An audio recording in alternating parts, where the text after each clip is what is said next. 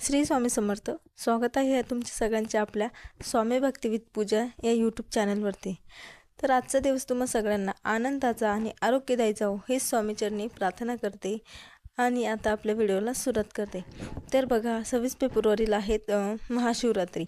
तर काय करायचं माहिती का, महाशिवरात्री म्हटले तर आपण जी काही सेवा करू ती सेवा खूप फलदायी असते. कारण महाशिवरात्रीला भगवान शंकराची आणि माता पार्वतीला महाशिवरात्री समर्पित आहे. तर आपण जी काही सेवा करू ती खूप पॉझिटिव्ह आणि खूप श्रद्धेने करायची आहे. कारण स्वतःला प्रसन्न ठेवायचे आहे आणि भगवान शंकराला ओम नमः शिवाय ह्या मंत्राचा जप करत राहायचे आहे. आपण दिवसभर काय करायचं आहे, भगवान शंकराचा ओम नमः शिवाय या मंत्राचा दिवसभर जप करायचा आहे. कारण महाशिवरात्र म्हटलं ते खूप पवित्र दिवस येतो. त्या दिवशी तो दिवस म्हणजे महादेवाला आणि पार्वती मातेला समर्पित आहे. तर आपण जी काही सेवा करू ती एकदम म्हणजे खूप फलदायी आहे आणि एकदम चांगलं फळ देणारी आणि खूप पॉझिटिव्हिटी ठेवणारी अशी ती सेवा आहे. त्यामुळे आपल्याला ही सेवा करायची, महाशिवरात्रीच्या दिवशी ही सेवा करायची आहे.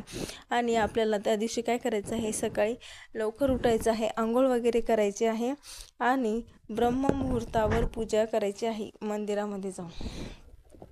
तर ती पूजा कशी करायची आहे, तुम्हाला सकाळी लवकर उठायचे आहे आणि सकाळी आंघोळ वगैरे करून स्वच्छ वस्त्र परिधान करून तुम्हाला महादेवाच्या मंदिरामध्ये जायचे आहे. आणि ही सकाळी मंदिरात जायचं आहे, सेवा करायची आहे. ते म्हणजे तुम्हाला ब्रह्ममुहूर्तावर केलेली पूजा कुठलेही सेवेपेक्षा 10 पट जास्त आपल्याला फळ मिळते त्या सेवेचे.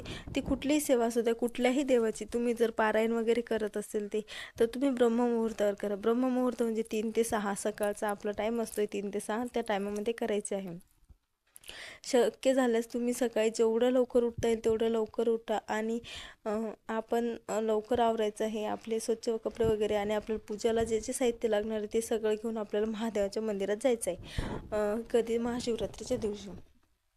तर कसं आहे माहिती का, महाशिवरात्रीच्या दिवशी हा खूप उत्तम म्हणजे खूप चांगला मुहूर्त आहे. खूप वर्षातनं, कारण की ही शिवरात्री प्रत्येक महिन्याला असते, पण महाशिवरात्री ही वर्षातून एकदाच असते.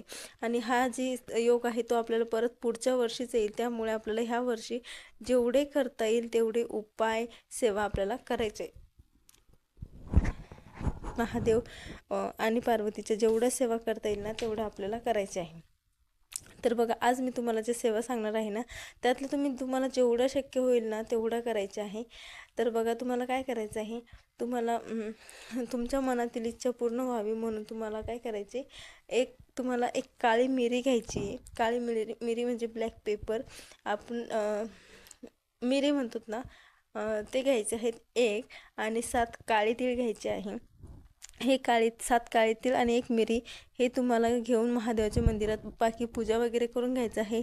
जल अर्पण करायचं आहे, सगळं करून घ्यायचं आहे. अभिषेक वगैरे, गंध वगैरे लावून सगळं तिळक वगैरे करून महादेवाचा, आणि तुमचं नाव आणि गोत्र सांगून, तुमच्या मनातली इच्छा सांगून महादेवाच्या पिंडीवरती ते तुम्हाला अर्पण करायचे आहे.